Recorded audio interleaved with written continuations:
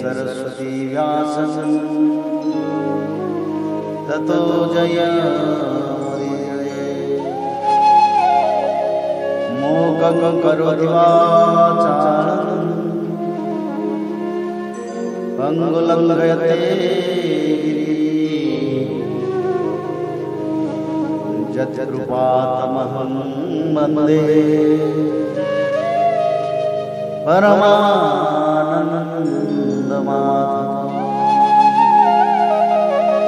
माधवो माधवो वाक्यं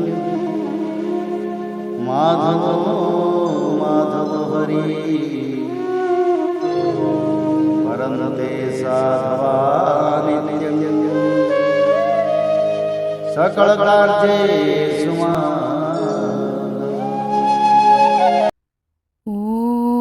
नमो भगवते वासुदेवाय। अथ 90तमोऽध्यायः। भगवान श्री कृष्ण के लीला विहार का वर्णन। श्री सुखदेव जी कहते हैं, परीक्षित, द्वारका नगरी की छटा अलौकिक थी। उसकी सड़कें मत चूते हुए मतवाले हाथियों, सुसज्जित योद्धाओं, घोड़ों और स्वर्णमय रथों की भीड़ से सदा सर्वदा भरी रहती थी।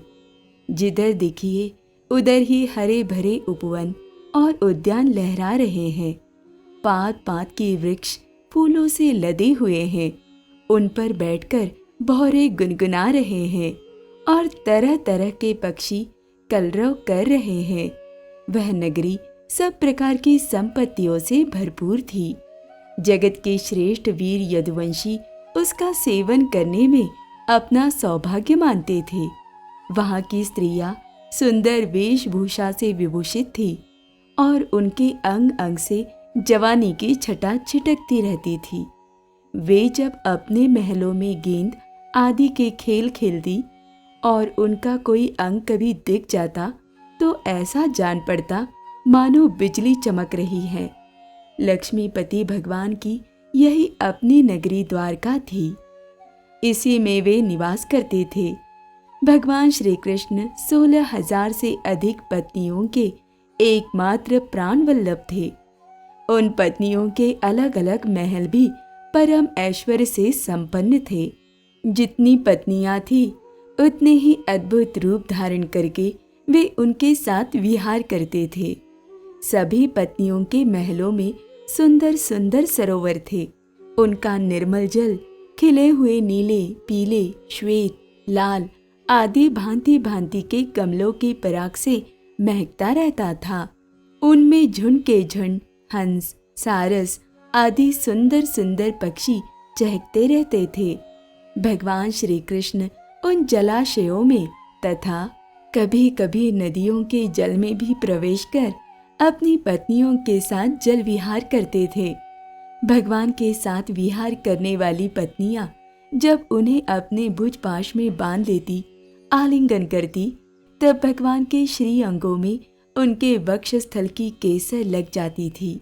उस समय गंधर्व उनके यश का गान करने लगते और सूत, मागध एवं बंदीजन बड़े आनंद से मृदंग, ढोल, नगारे और वीणा आदि बाजे बजाने लगते। भगवान की पत्नियां कभी कभी हंसते हंसते पिचकारियों से उन्हें भिगो देती थी। वे भी उनको तर कर देते। इस प्रकार भगवान अपनी पत्नियों के साथ क्रीड़ा करते, मानो यक्षराज कुबेर यक्षिणियों के साथ विहार कर रहे हो। उस समय भगवान की पत्नियों के वक्षस्थल और जंगा आदि अंग वस्त्रों के भीग जाने के कारण उनमें से झलकने लगते। उनकी बड़ी बड़ी चोटियों और जूड़ों में से गूंथे हुए फूल गिरने लगते। वे उन्हें भिगोते भिगोते पिचकारी छीन लेने के लिए उनके पास पहुंच जाती और इसी बहाने अपने प्रियतम का आलिंगन कर लेती। उनके स्पर्श से पत्नियों के हृदय में प्रेम भाव की अभिवृद्धि हो जाती, जिससे उनका मुख कमल खिल उठता। ऐसे अवसरों पर उनकी शोभा और भी बढ़ जाया करती। उस समय भगवान श्री कृष्ण की वनमाला उन रानियों के वक्षस्थल पर लगी हुई केसर के रंग से रंग जाती।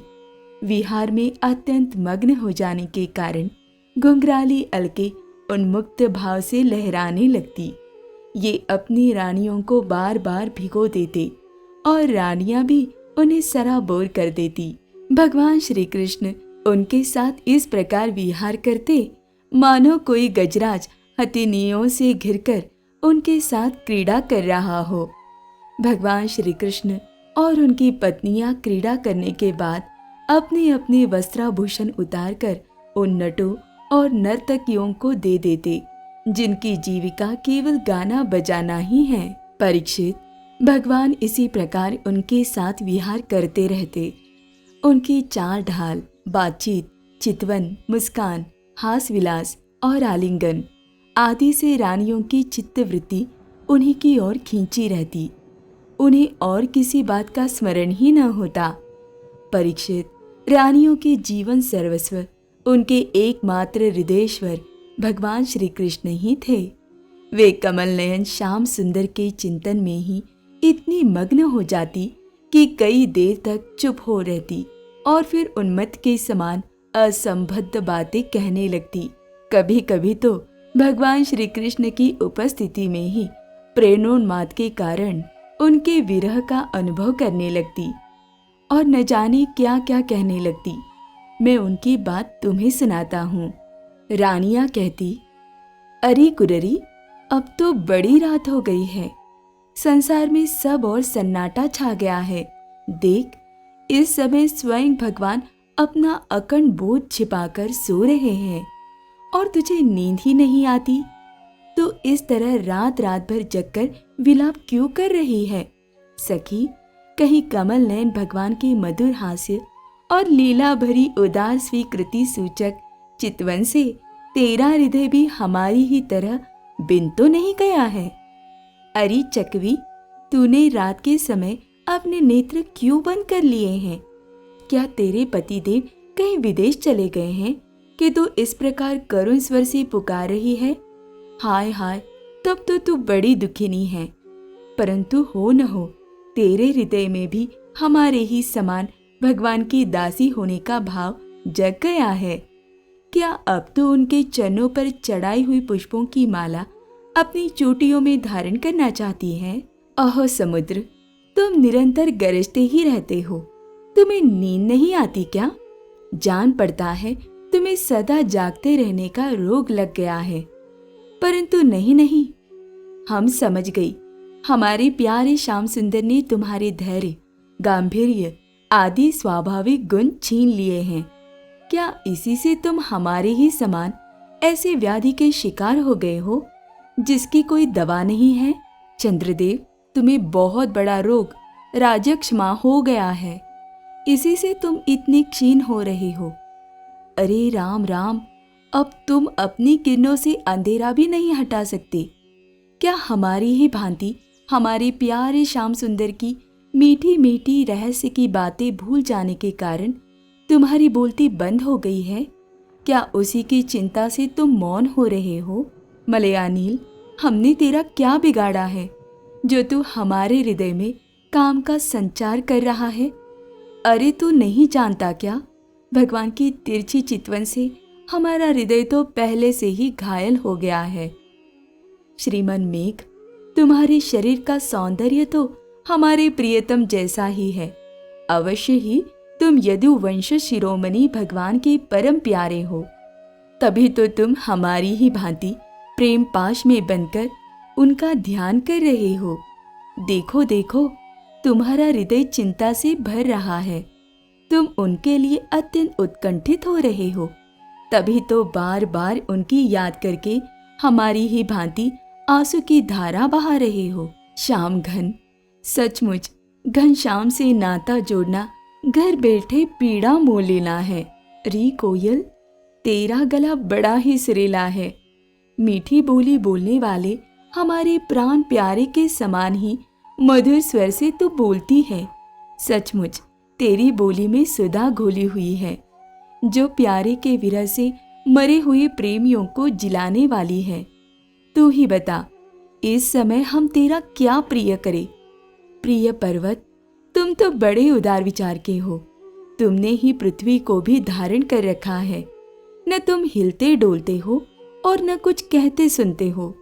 जान पड़ता है कि किसी बड़ी बात की चिंता में मग्न हो रहे हो। ठीक है, हम समझ गए। तुम हमारी ही भांति चाहते हो कि अपने स्तनों के समान बहुत से शिखरों पर मैं भी भगवान श्याम सुंदर के चरण कमल धारण करूं। समुद्र पत्नी नदियों, ये ग्रीष्म ऋतु है। तुम्हारे कुंड सूख गए हैं। अब तुम्हारे अंदर खिले हुए कमलों का सौंदर्य नहीं दिखता। तुम बहुत दुबली पतली हो गई हो। जान पड़ता है जैसे हम अपने प्रियतम श्याम सुंदर की प्रेम भरी चितवन न पाकर अपना हृदय खो बैठी है और अत्यंत दुबली पतली हो गई है, वैसे ही तुम भी मेघों के द्वारा अपने प्रियतम समुद्र का जल न पाकर ऐसी दीनहीन हो गई हो। हंस, आओ आओ, भले आए, स्वागत है। आसन पर बैठो, लो दूध पियो। प्रिय हंस, श्याम सुंदर की कोई बात तो सुनाओ। हम समझती है कि तुम उनके दूत हो, किसी के वश में न होने वाले। श्याम सुंदर सकुशल तो है ना? अरे भाई, उनकी मित्रता तो बड़ी अस्थिर है, क्षणभंगुर है। एक बात तो बतलाओ, उन्होंने हमसे कहा था कि तुम ही हमारी परम प्रियतमा हो। क्या अब उन्हें ये बात याद है? जाओ जाओ, अब तुम्हारी अनुनय विनय नहीं सुनती। जब वे हमारी परवाह नहीं करते तो हम उनके पीछे क्यों मरे? शूद्र के दूत, हम उनके पास नहीं जाती। क्या कहा? वे हमारी इच्छा पूर्ण करने के लिए ही आना चाहते हैं। अच्छा, तब उन्हें तो यहाँ बुला लाना, हमसे बातें कराना, परंतु कहीं लक्ष्मी को साथ न ले आना। तब क्या वे लक्ष्मी को छोड़कर यहाँ नहीं आना चाहते? ये कैसी बात है? क्या स्त्रियों में लक्ष्मी ही एक ऐसी है जिनका भगवान से अनन्य प्रेम है? क्या हम में से कोई एक भी वैसी नहीं है? परीक्षित, श्री कृष्ण पत्नियां योग योगेश्वर भगवान श्री कृष्ण में ऐसा ही अनन्य प्रेम भाव रखती थी। इसी से उन्होंने परम पद प्राप्त किया। भगवान श्री कृष्ण की लीलाएं अनेकों प्रकार से अनेकों गीतों द्वारा गान की गई है। वे इतनी मधुर, इतनी मनोहर है कि उनके सुनने मात्र से स्त्रियों का मन बलात् उनकी ओर खींच जाता है। फिर जो स्त्रियां उन्हें अपने नेत्रों से देखती थी, उनके संबंध में तो कहना ही क्या है। जिन बड़भागिनी स्त्रियों ने सद्गुरु भगवान श्री कृष्ण को अपना पति मानकर परम प्रेम से उनके चरण कमलों को सहलाया, उन्हें नहलाया धुलाया, खिलाया पिलाया, तरह तरह से उनकी सेवा की, उनकी तपस्या का वर्णन तो भला किया ही कैसे जा सकता है। परीक्षित, भगवान श्री कृष्ण सत्पुरुषों के एकमात्र आश्रय है। उन्होंने वेदोक्त धर्म का बार बार आचरण करके लोगों को ये बात दिखला दी कि घर ही धर्म, अर्थ और काम साधन का स्थान है। इसलिए वे गृहस्थोचित श्रेष्ठ धर्म का आश्रय लेकर व्यवहार कर रहे थे। परीक्षित, मैं तुमसे कह ही चुका हूँ कि उनकी रानियों की संख्या थी 16,108। उन श्रेष्ठ स्त्रियों में से रुक्मिणी आदि 8 पटरानियों और उनके पुत्रों का तो मैं पहले ही क्रम से वर्णन कर चुका हूँ। उनके अतिरिक्त भगवान श्री कृष्ण की और जितनी पत्नियां थी, उनसे भी प्रत्येक के 10-10 पुत्र उत्पन्न किए। ये कोई आश्चर्य की बात नहीं है, क्योंकि भगवान सर्वशक्तिमान और सत्य संकल्प है। भगवान के परम पराक्रमी पुत्रों में 18 तो महारथी थे, जिनका यश सारे जगत में फैला हुआ था।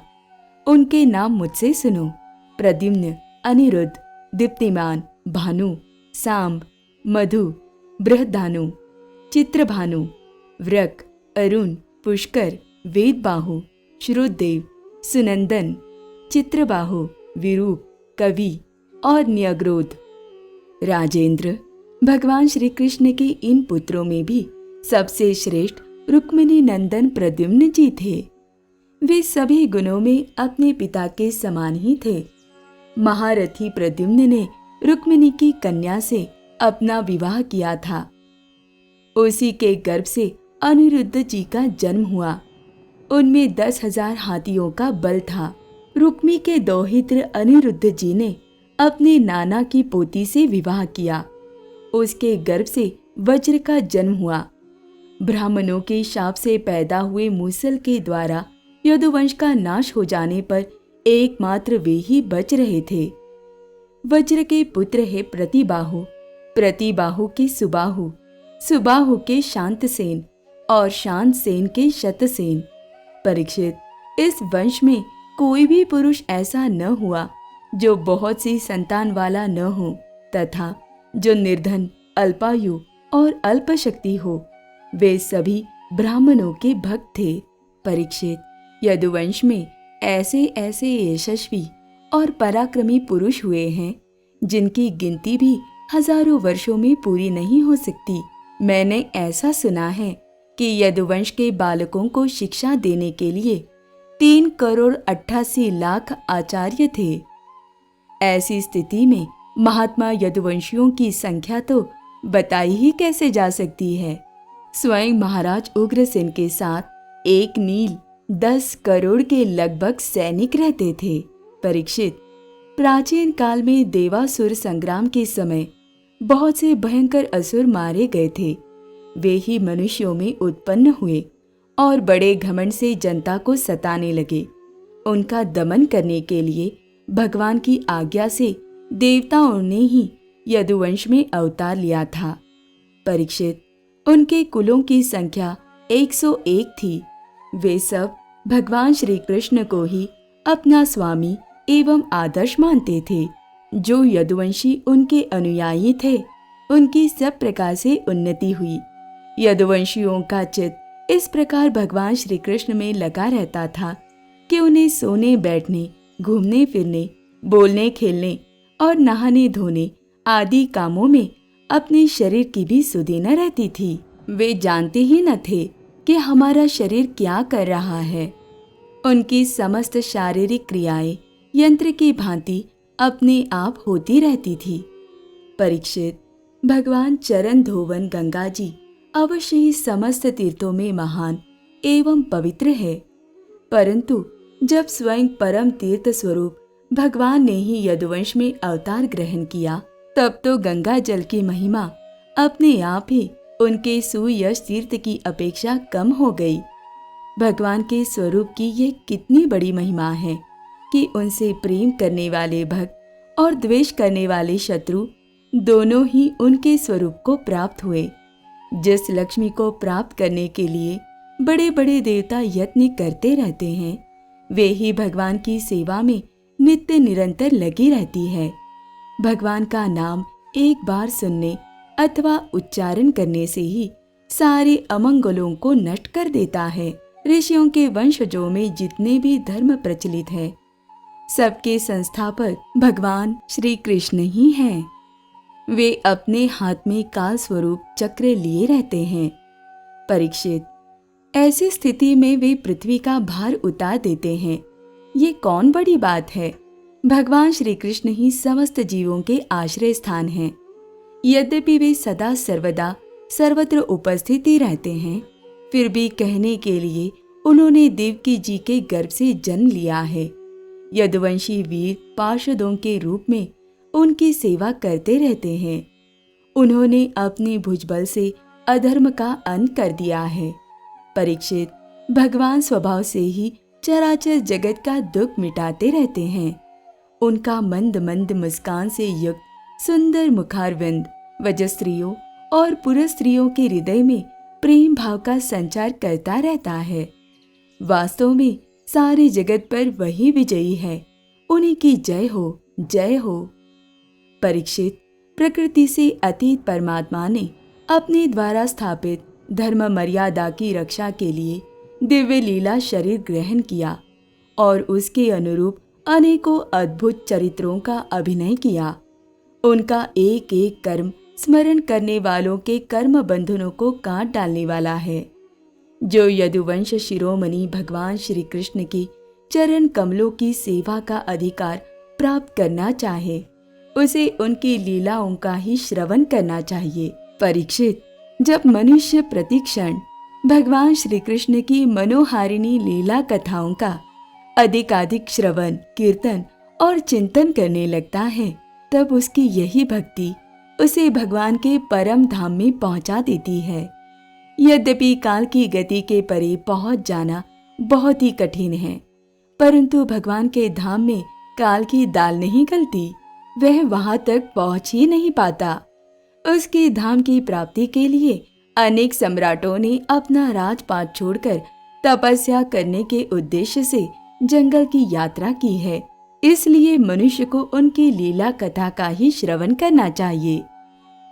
इति श्रीमद् भागवते महापुराणे वैयासिक्यामष्टादशसाह्यस्त्रयां पारमहंस्यां संहितायां दशमस्कन्धे उत्तरार्धे श्रीकृष्णचरितानुवर्णनं नाम 9तमोऽध्यायः।